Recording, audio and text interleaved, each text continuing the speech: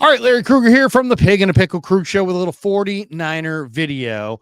Watch out for Jalen Graham this summer in Niner camp. Not a lot has been said about Graham, but I expect him to really show up, and let's talk a little bit about him coming up next.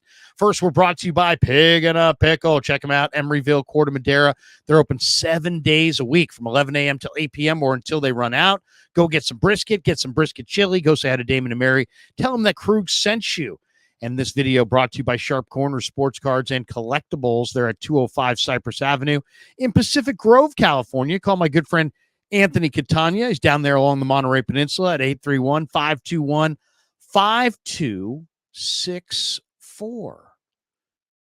All right. Every year in training camp, there's guys that come out of the woodwork and really shine. And you know, I asked Fred Warner the other day during the OTAs. I mean, give me a guy that's standing out to you at minicamp. Who stands out to you? Who's looked good in the OTAs? And I really was asking him just to differentiate between the young linebackers, between D. Winters and Tatum Bethune and Jalen Graham. But then Warner went even further and said, in his mind, D. Winters is having the best offseason and OTAs of any player on the entire roster.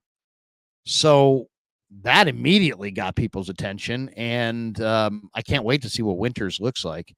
He was a 6th-round pick out of TCU in the 2023 draft, and this guy shot gaps. He's fast. He's not the biggest guy. He's only 5'11", 225, but very fast, sideline to sideline, and I'm eager to see what he looks like this summer. I think all three of these guys, D. Winters, Tatum Bethune, and Jalen Graham, are all going to show something. The guy, though, that I really like of the trio is Jalen Graham. I'm a big Jalen Graham fan. And I interviewed him a couple times last year, and I just think this kid is going to show up in a huge way this summer in Santa Clara. Now, he was a linebacker at Purdue, 6'2", 220 pounds. Niners took him in the 7th round, 38th pick in the 7th round. He's a Detroit, Michigan kid, and he's a great kid. He's a tremendous kid. He really is. And I should call him a kid because he does remind me of a kid. But he runs 4.64, but he plays faster than that. He went to Cass Tech High School in Detroit. He was honorable mention All Big Ten as a sophomore and as a junior. And he's a hybrid player. He's kind of played in this hybrid role where he's a kind of a linebacker, kind of a safety. But the nice thing about him is he ran 4.64, but he plays faster. He really does play faster because he's got great instincts and he just flows naturally to the football. Great instincts. He just gets through the trash inside. He sifts through it. He just has great feel for how to close down space as a linebacker and make plays, oftentimes in the open field. Oftentimes they're solo type tackles. So, he is a guy that needed that first year to redshirt to get stronger and just improve his technique against the run. And I asked Steve Wilks, because he looked great in the preseason. And I asked Steve Wilks late in the year, how come we haven't seen Graham? And he's like, well, he played this hybrid safety linebacker role, so he had a little bit more of a learning curve, and he's not quite there yet. But we really like him, and we think the world of him. I expect he's going to show up in July and just ball out. He definitely needs to get a little stronger. He definitely needs to, work on several of his techniques. But what this kid's got, you can't teach. I mean, he plays with tremendous aggression. He's better in zone than man, but he's getting better in man coverage. He's just an instinctive ball hawk as a pass defender in a zone defense. And he just has a great feel for zone coverage. And he plays with tremendous energy. He plays with a ton of physicality. He's strong at the point of attack. I mean, that's the other thing. We're talking about a guy who's 220 pounds, and yet he's at the point of attack. You'd swear he's closer to 250 because he just doesn't get washed out. He doesn't get kicked out of the club, as they say. This guy really stands in there at the point of attack, and he plays with tremendous strength at the point. For 220 pounds, it's miraculous. He'll take on lead blocks. Now, as I said, for the third time, he needs to add some weight, but not a ton. I mean, I would say if he just kind of reproportions his weight and gets up to about 225, 230, maybe he needs to put on 5-10 pounds of good weight in the offseason. He's probably already done it. He just needs to get stronger, get some technique, get some reps, and show up ready to roll. This was an interesting player in high school. This is, we're seeing a player who's kind of transitioned to being a linebacker. He was a 3-star high school recruit as a defensive back coming out of high school. So if you look at him and say, wow, he's pretty fluid in coverage, that's why. He's a former defensive back.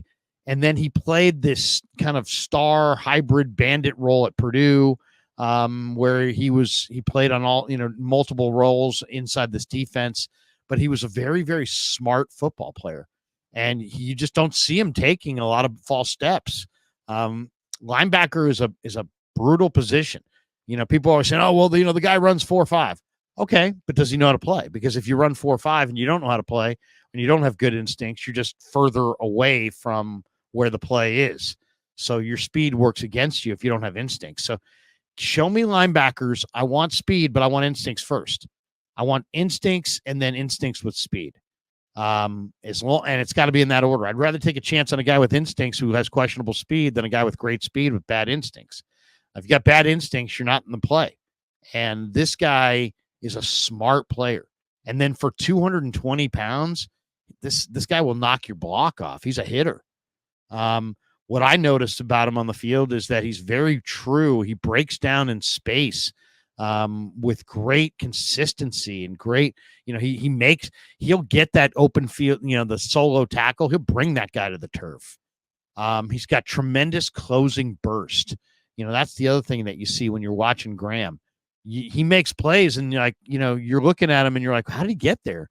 How did this guy get through all that and get there to make that play? He breaks down consistently in space and brings guys to the ground, but this closing burst that he has is rare. And so even though, he ran in the 4.6s, he plays faster than that. And he's got an elite motor. Very, very good motor.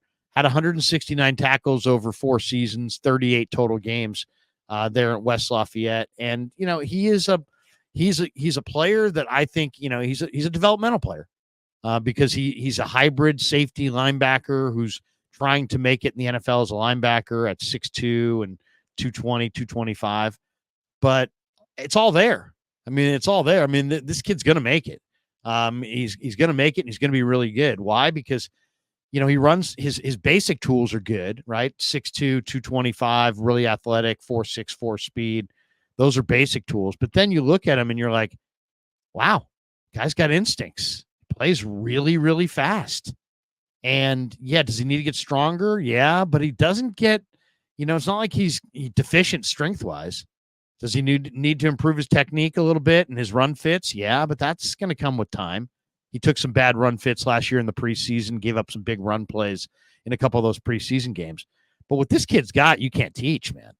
He's an aggressive, instinctive, ball-hawking linebacker who looks really natural in zone and has the ability to get better in man.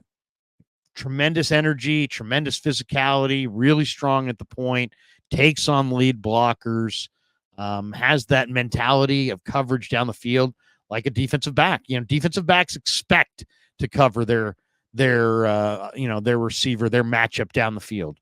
Linebackers feel like, hey, man, I'm ahead of the game. He's got that mentality of a defensive back, which is a great mentality to have. And he's played in this hybrid role, but I think he's now year 2 in this defense. You got Winters there to compete with, and I just love everything I see about the kid. Really smart, big hitter, great motor, amazing burst, great instincts, productive. He's going to be good. He's going to be really, really good. So, they signed Devondre Campbell, and they're going to give Campbell a full run. Obviously, Greenlaw's out, I would say, at least till Thanksgiving. Greenlaw, suffered the torn Achilles in February 11th. If he came back at all this year, it's really an amazing story. But I would say Greenlaw's not back until at least, late November, maybe early December. If it happens before that, he's some miracle of modern medicine. But you got Fred Warner and you got D. Winters. And then you got some special teamers, right? Flanagan Fowles, special teamer. Zeke Turner, special teamer.